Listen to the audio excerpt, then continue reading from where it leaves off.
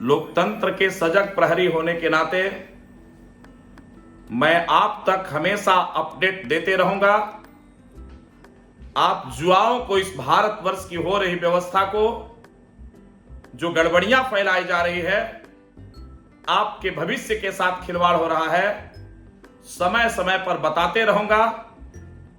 इसलिए अगर मुझसे जुड़ना चाहते हैं तो मेरे इस डॉक्टर एसके सैनी चैनल्स को सब्सक्राइब करें, लाइक करें, शेयर करें, ताकि अब आप तक जो है अपडेट पहुंचता रहे और आप लाभान्वित हो। मित्रों, सबसे पहले लोकतंत्र के सजग प्रहरी की तरह पुनः एक बार आपके सामने आकर इस भारत की व्यवस्था तथा संवैधानिक जानकारी देने के लिए पुनः मैं आपके समक्ष आया। मैं आप सारे देशवासियों को, मित्रों को तथा दल के साथियों को मेरे तरफ से प्रणाम।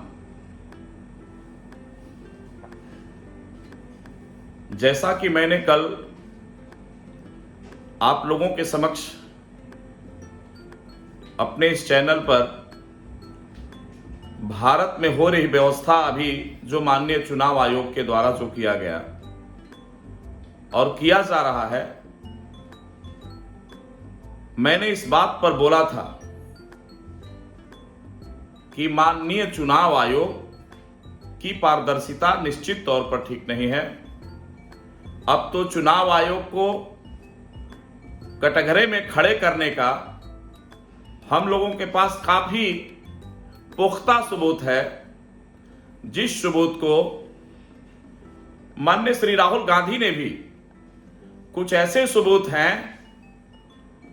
जिस सबूत को माननीय राहुल गांधी ने भी प्रेस कॉन्फ्रेंस के माध्यम से महागठबंधन के जितने घटक दल हैं सबके समक्ष इस भारतवर्ष में हो रही लोकतंत्र की व्यवस्थाओं में जो लोकतंत्र के लोगों के साथ जो खिलवाड़ हो रहा है, उसके अधिकारों के साथ निश्चित तौर पर इस भारतवर्ष की व्यवस्था में जो वर्तमान में जो सरकारें हैं, ये सरकार हर माने में, जहां तक मैं समझता हूं, एक साजिश के तहत इस भारतवर्ष की टोटल व्यवस्था को तार तार करने के फिराक में है। और एकमात्र कुछ ऐसे तत्व हैं जो इस लोकतांत्रिक व्यवस्था को पूरी तरह से ध्वस्त कर देना चाहते हैं। ऐसी सरकारों को मैं इस देश की जनता से अपील करता हूं कि अगर अपने आने वाले नौनिहालों के भविष्य की तनिक भी आपको चिंता है, तो इस देश में जो चल रही व्यवस्था लूट घसोट की है, जो मोदी एंड कंपनी के द्वारा किया जा रहा है, निश्चित तौर पर आप अगर अपनी आंखें नहीं खोलेंगे तो अभी आपके अधिकारों के साथ जो मताधिकार है उसको तो चुराने की कोशिश कर ही रही है ये सरकार में बैठे हुए कुछ ऐसे तत्व हैं जो वोटर्स के रूप में कई स्टेटों में उनका नाम है और हजारों हजार की संख्या में माननीय चुनाव आयोग के सह पर हर स्टेट में अपना नाम दे करके, और इस भाजपा की सरकार को, भाजपा कहने का मतलब आज के डेट में भाजपा नहीं रही है, मोदी सरकार, क्योंकि अगर भाजपा रहती तो भाजपा में जो सिर्फ फुटअव्वल का जो प्रक्रिया चलने शुरू हो गया है, आरएसएस के एजेंडों पर निश्चित तौर पर यह सरकार बनी। लेकिन आज आरएसएस के जो लोग हैं वो लोग पूरी तरह से नाराज होकर के इस मोदी सरकार को स्वयं भी उखाड़ फेंकने पर आमादा हैं। मैं यहां के नौजवानों से अपील करना चाहूंगा कि आप अपने अधिकार को पाना चाहते हो, आप अपने भविष्य को बनाना चाहते हो, आप इस देश में एक नई वानगी लिखना चाहते हो, तो सबसे पहले इन चोरों को, जो इस हर तरह की चल रही लोकतंत्र में व्यवस्था है और इस व्यवस्था के साथ जो खिलवाड़ हो रहा है, आप इस बात को जान लो, लोकतांत्रिक मूल्यों का अभाव हो गया है। और मैं युवाओं से अपील करता हूं कि अगर यह सरकार रही तो अभी एजेंसियों को औने पौने दाम में आपकी नौकरियों को जो बेचा जा रहा है, आप अगर नहीं चेते तो सेंटर पर जो एग्जाम देने जाते हो आप और लिंक फेल हो जा रहा है, ये लिंक फेल की व्यवस्था कभी जो है कुछ और व्यवस्था में गड़बड़ी करके जो है आपके भविष्य के साथ खिलवाड़ किया जा रहा है। संजोगवश आप अगर पेपर दे भी लेते हैं, आपका पेपर एग्जाम अच्छा अगर हुआ, सरकार को इस बात की जानकारी हो गई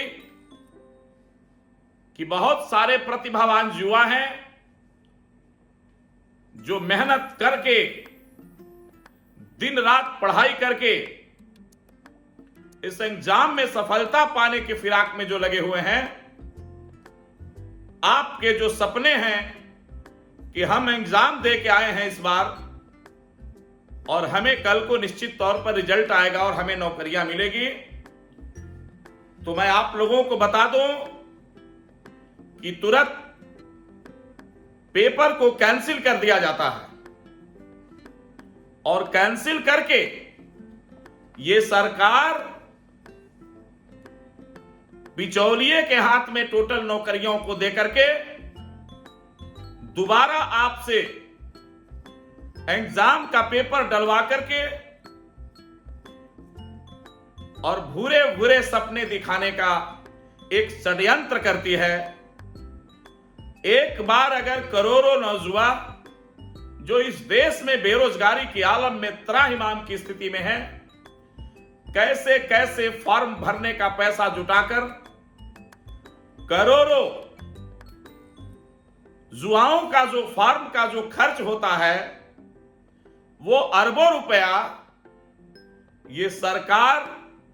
लूट रही है। दोबारा आप भरोगे पेपर और पता चलता है कि बीच में नौकरियों का सौदा हो चुका है, धांधली करके रिजल्ट इधर उधर करके या रिजल्ट में देरी करके ये सरकार टोटल नौकरियों को बेच करके चंद दलाल किस्म के लोगों के हाथों और आपके भविष्य के साथ खिलवाड़ करने की शुरुआत कर दी है। अभी आप जान लो, अभी तो यहां से वोटर्स जो स्पेशली तौर पर एसी एसटी ओबीसी माइनॉरिटीज के लोगों को हर स्टेट में गलत करके हजारों हजार की संख्या में नाम अपना जोड़ करके सरकारें बना रही है। निश्चित तौर पर अगर इस देश में माननीय चुनाव आयोग ये डाटा पेश करता है, और इलेक्ट्रॉनिक डाटा निश्चित रूप से अगर पेश करता है तो इस चुनाव आयोग की गड़बड़ी जो है पकड़ी जाएगी और देश सच के रास्ते में आकर के निश्चित तौर पर आपके अधिकारों के साथ हो रहे खिलवाड़ को बचाने की एक कोशिश हो सकती है। मैं माननीय सुप्रीम कोर्ट से भी आग्रह करना चाहूंगा पुनः एक बार कि इस देश में गरीबों की जिंदगियों के साथ गरीबों के वोट चुरा करके उनके अधिकारों के साथ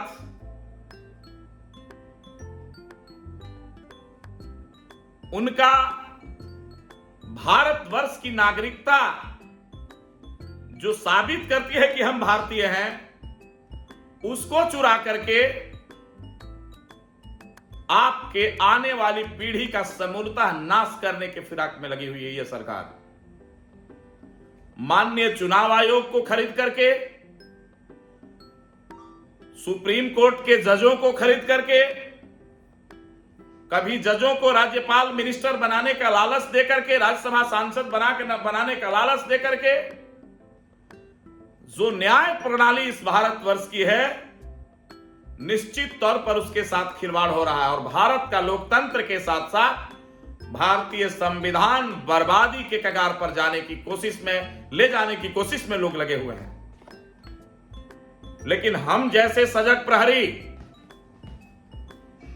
हजारों लाखों की संख्या में हैं। मैं नौजुवानों से,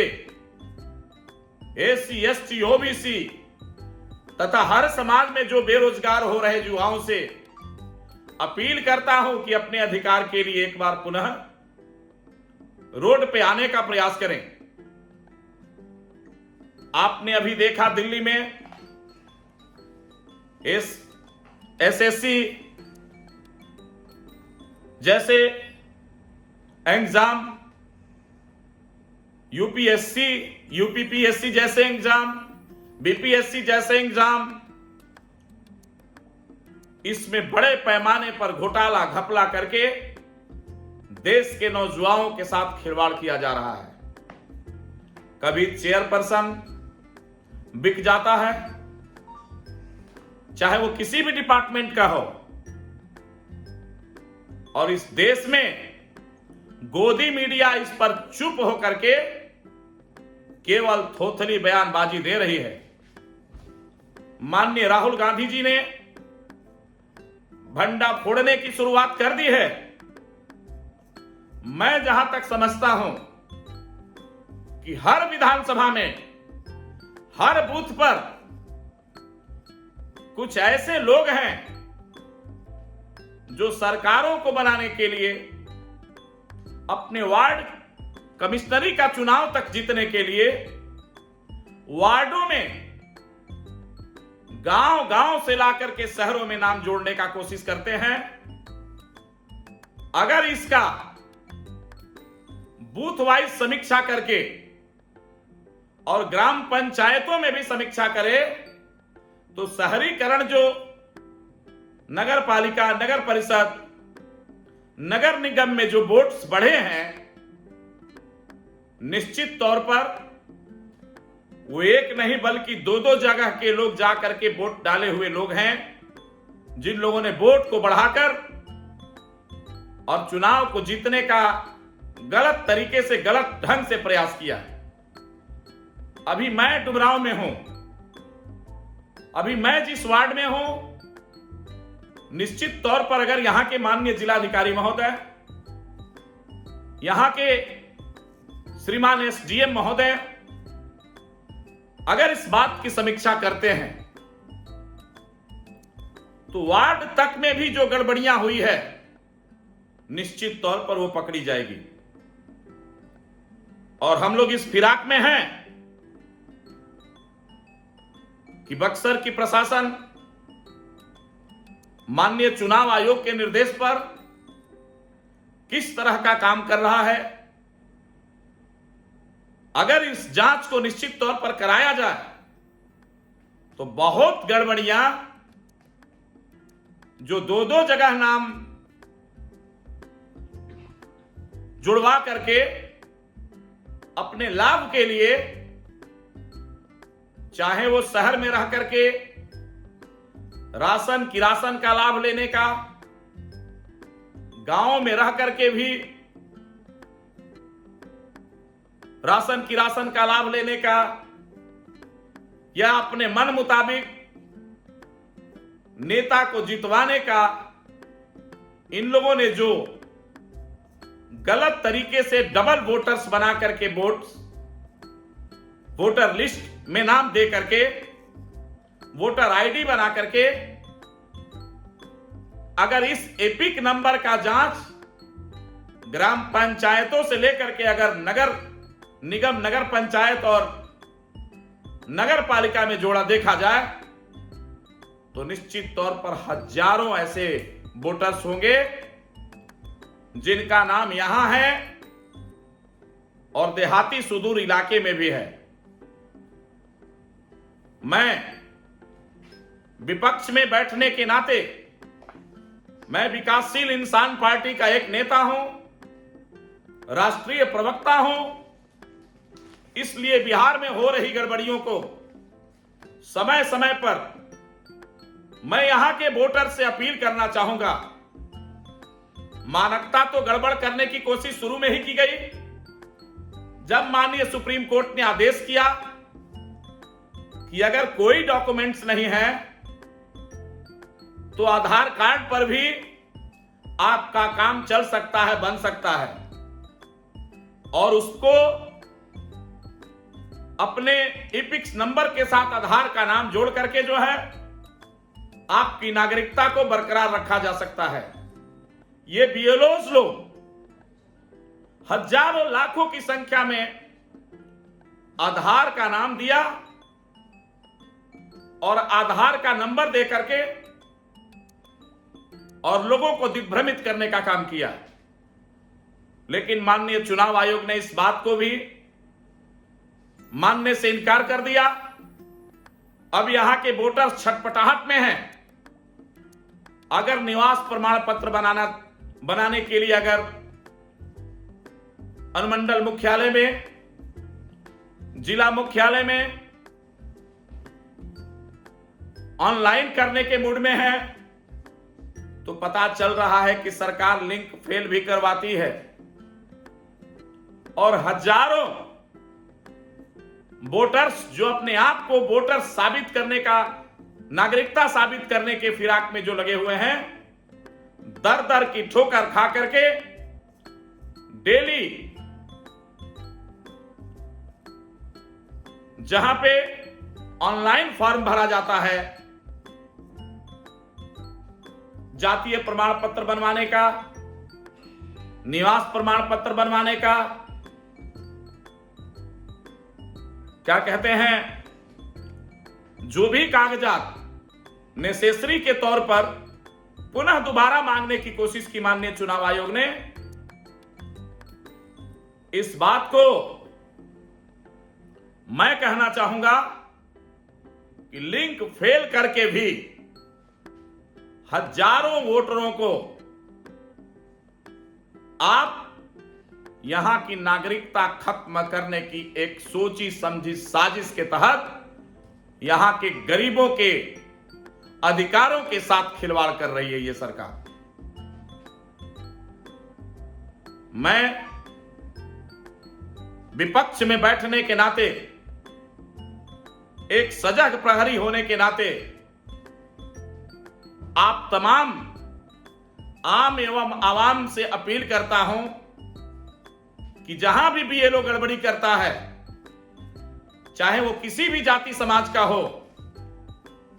उस बीएलओ से पूछिए कि आपने इस बात को पहले क्यों नहीं बताया कि आधार अनिवार्य अब नहीं है, नहीं होगा, या और भी कागजात हैं जो आदमी, जो व्यक्ति, जो नागरिक जो है जिसके पास मैट्रिक का सर्टिफिकेट नहीं है, जिसके पास पासपोर्ट नहीं है, अन्यत्र जो 11 मांगे गए हैं डॉक्यूमेंट्स, अगर नहीं है तो क्या भारत का नागरिक नहीं है? तो माननीय चुनाव आयोग से भी मैं कहना चाहूंगा कि माननीय चुनाव आयोग, बिहार में जो असेंबली का इलेक्शन हुआ, बिहार में जो पार्लियामेंट का जो इलेक्शन हुआ, आप उस इलेक्शन को निरस्त करो अगर आप अपने आप को पारदर्शी मानते हो तो। नहीं तो इस पर माननीय सुप्रीम कोर्ट को भी हस्तक्षेप करना चाहिए और माननीय सुप्रीम कोर्ट के प्रति इस भारतवर्ष की टोटल नागरिकों की उम्मीदें टिकी हुई है। जहां तक मैं समझता हूं, माननीय सुप्रीम कोर्ट भारत के गरीब, मजलूम, लाचार, उत्पीड़ित लोगों के साथ हो रहे अन्याय को कम से कम जो है न्याय दिलाने का काम करें, क्योंकि सारी उम्मीदें आप तक टिकी हुई है। बहुत बहुत धन्यवाद।